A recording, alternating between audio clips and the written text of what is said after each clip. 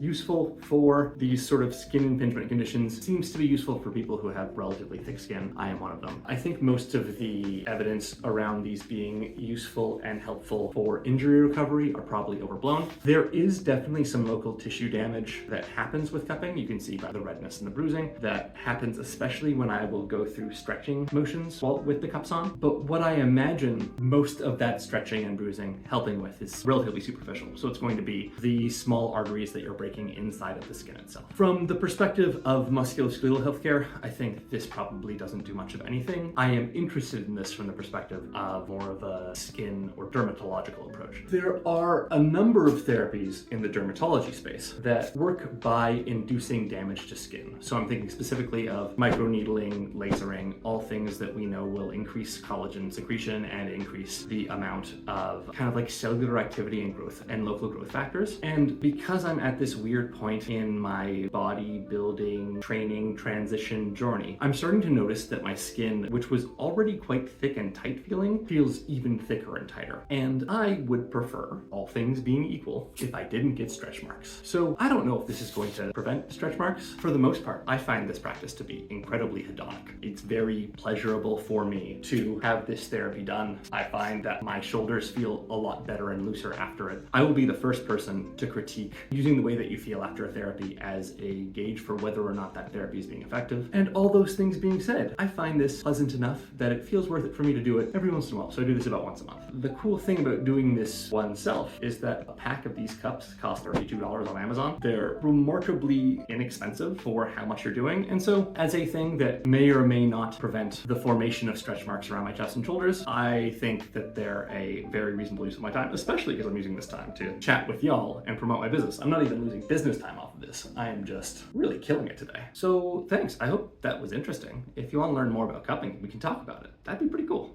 Hope you have a great day.